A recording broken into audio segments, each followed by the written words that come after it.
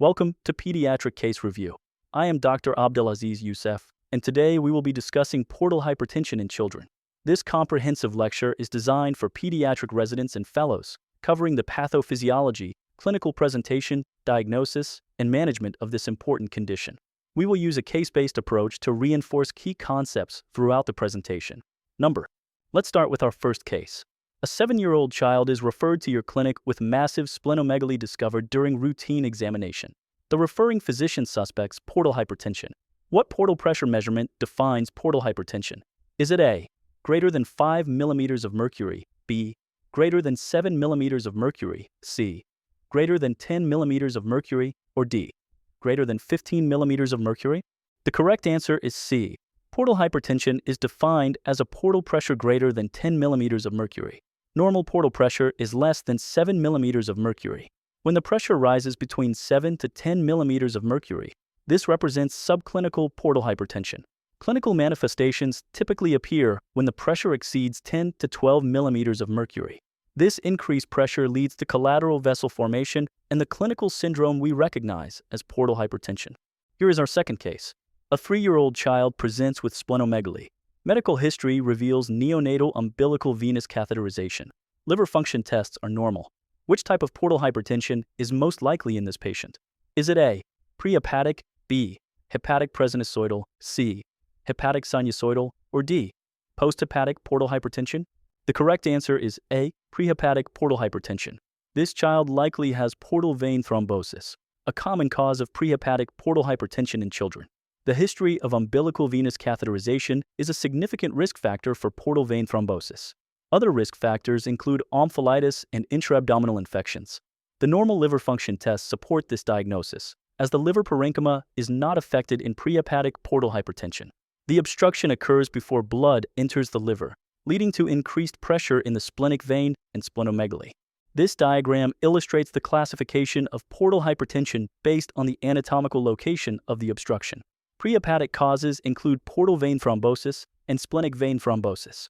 Hepatic causes are further divided into presinosoidal, such as schistosomiasis, sinusoidal, including cirrhosis and congenital hepatic fibrosis, and postsinusoidal, like veno-occlusive disease. Posthepatic causes include Budd-Chiari syndrome and cardiac conditions like constrictive pericarditis. This classification is important because it guides diagnostic workup and management strategies. Our third case involves a 6-month-old infant presenting with jaundice, hepatomegaly, and splenomegaly. What is the most likely etiology of portal hypertension in this infant? Is it A, portal vein thrombosis, B, biliary atresia, C, cystic fibrosis, or D, Budd-Chiari syndrome? The correct answer is B, biliary atresia. This condition is the most common cause of sinusoidal portal hypertension in infants. The clinical presentation of jaundice persisting beyond 2 weeks of age, hepatosplenomegaly, and typically acholic stools strongly suggest biliary atresia. Without timely intervention with Kasai portal enterostomy, this condition leads to progressive liver fibrosis, cirrhosis, and worsening portal hypertension. Biliary atresia accounts for approximately 50% of pediatric liver transplants worldwide, highlighting its significance in pediatric hepatology. This table categorizes the common etiologies of portal hypertension by age group.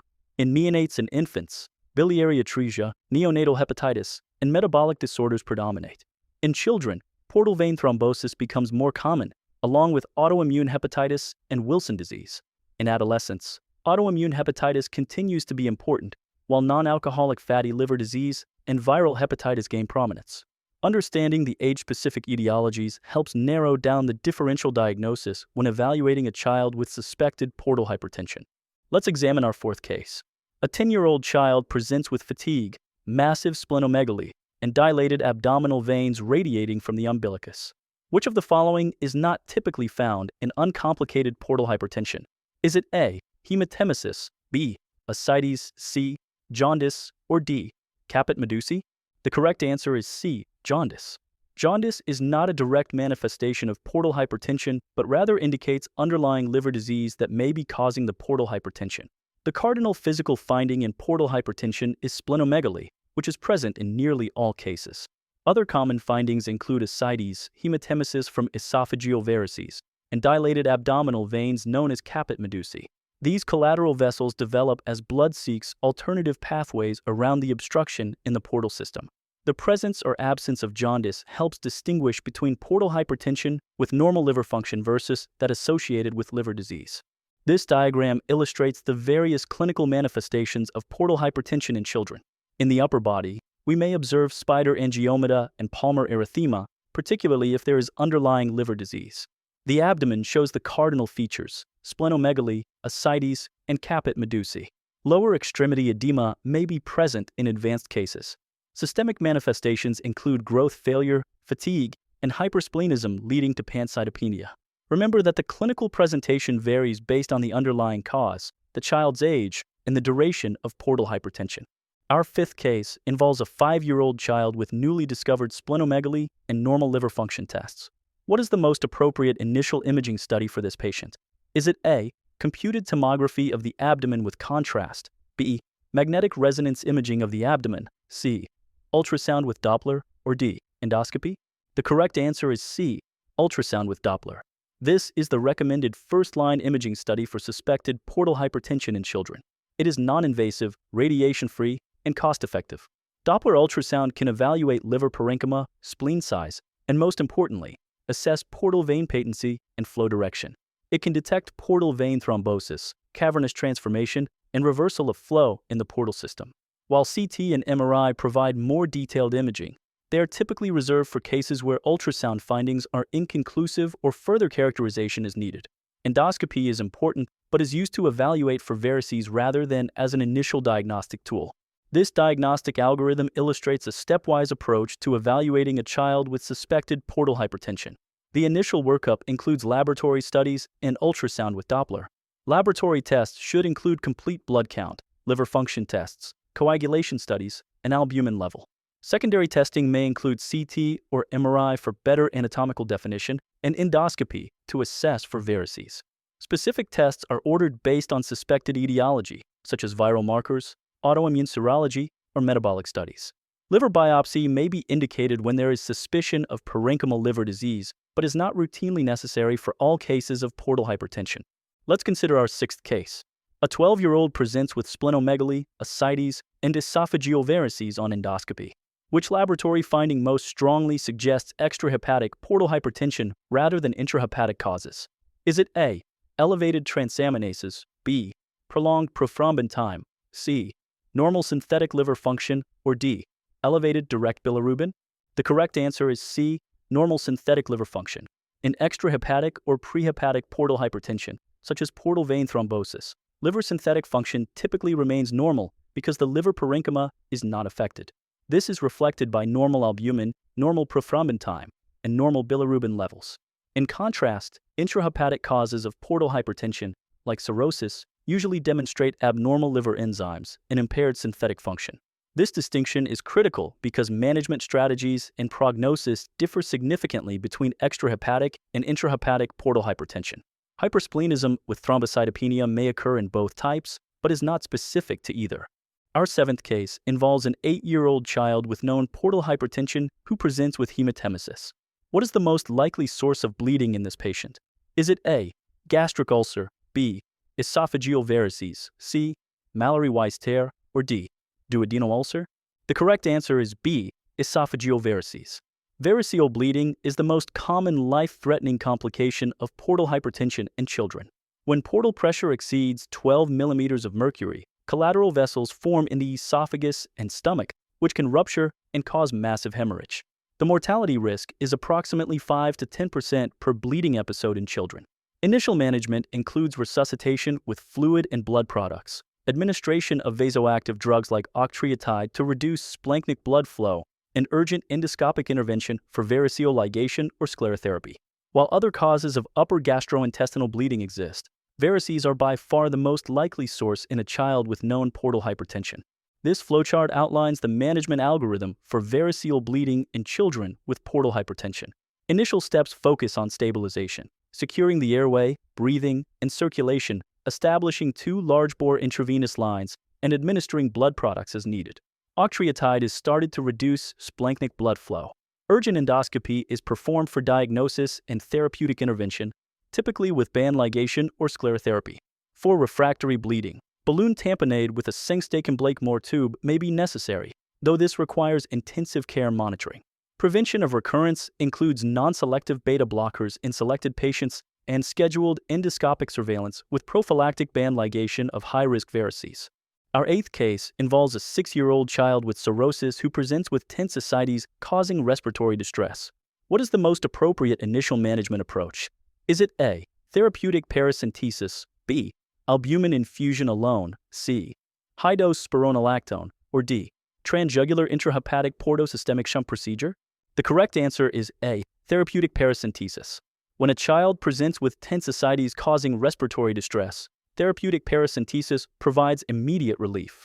This procedure should be combined with albumin replacement at a dose of 1 gram per kilogram to prevent post-paracentesis circulatory dysfunction. Long-term management includes sodium restriction and diuretics, typically a combination of spironolactone and furosemide at a ratio of 5:2. Albumin infusion alone would not adequately relieve the respiratory distress. High-dose spironolactone takes too long to work in this acute situation. The transjugular intrahepatic portosystemic shunt procedure is invasive and reserved for refractory ascites after other measures have failed. Our 9th case features a 10-year-old child with cirrhosis who becomes confused after an episode of gastrointestinal bleeding. What is the first-line treatment for hepatic encephalopathy in this patient? Is it A, neomycin only, B, lactulose, C, fresh frozen plasma, or D, benzodiazepines? The correct answer is B, lactulose. Lactulose is the first-line treatment for hepatic encephalopathy in children. It works by reducing ammonia production and absorption in the intestine. The dose is 0.3 to 0.4 milliliters per kilogram per dose, titrated to produce 2 to 3 soft stools daily. Additional measures include temporary protein restriction and identifying and treating precipitating factors like gastrointestinal bleeding, infection, constipation, or electrolyte disturbances. Neomycin is considered a second-line agent due to its potential toxicity. Fresh frozen plasma is not indicated for encephalopathy itself, but might be used for coagulopathy. Benzodiazepines are contraindicated as they may worsen encephalopathy. This table outlines the grading system for hepatic encephalopathy and the corresponding management strategies.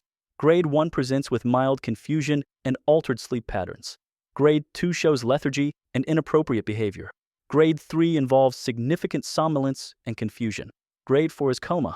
Management becomes more aggressive with advancing grades, ranging from outpatient lactulose for grade 1 to intensive care with consideration for intubation and intracranial pressure monitoring for grade 4.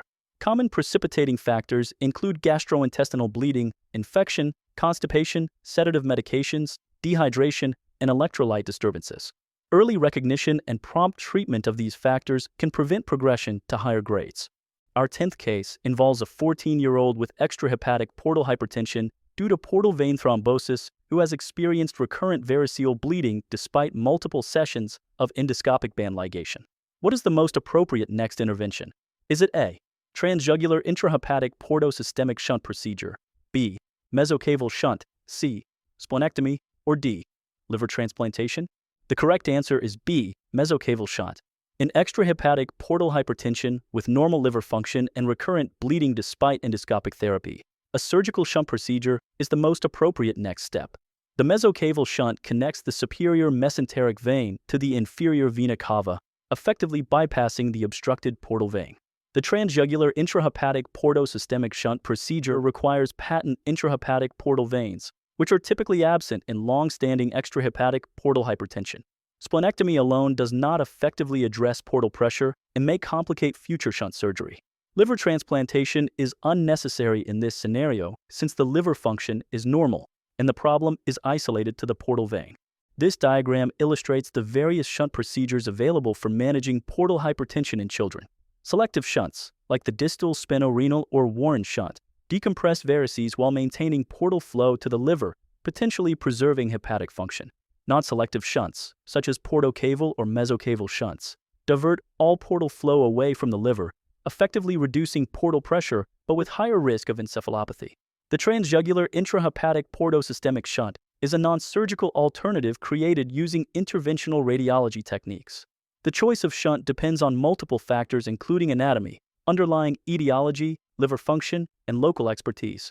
Our 11th case involves a 5-year-old with cirrhosis growth failure, and ascites. Which of the following nutritional recommendations is incorrect for this patient?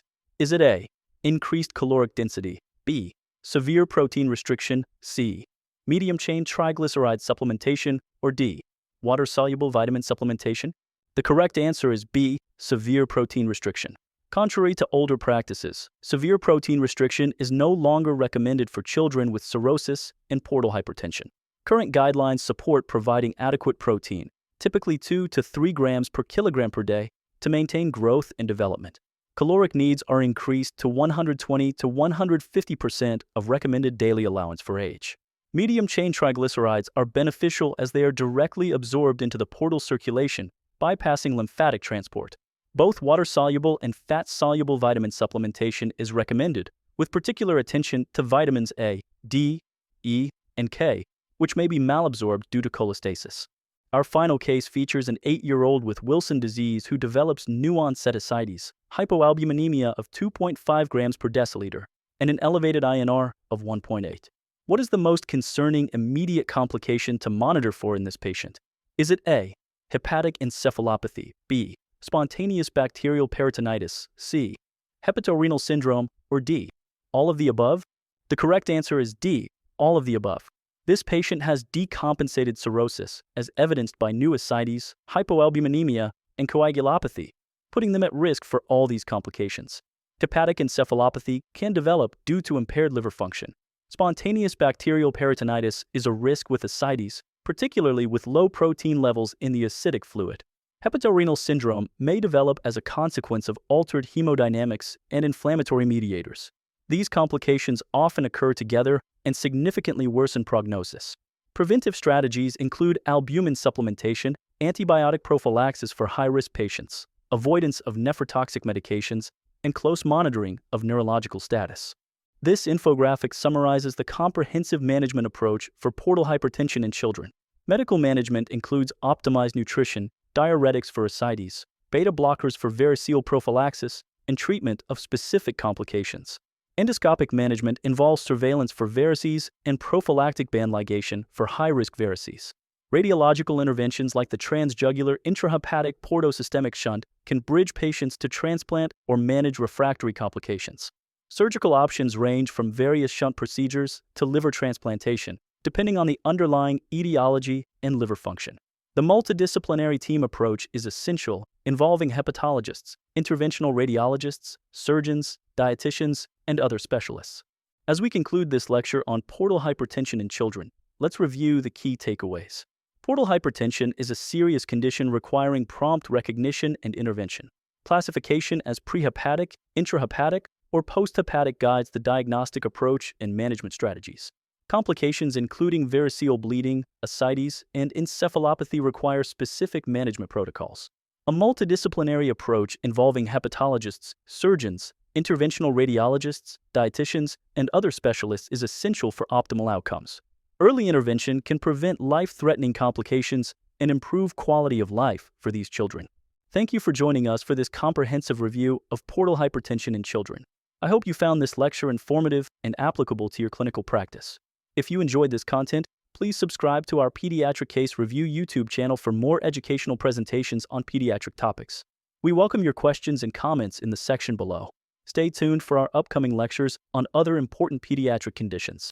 This is Dr. Abdelaziz Youssef, signing off until next time.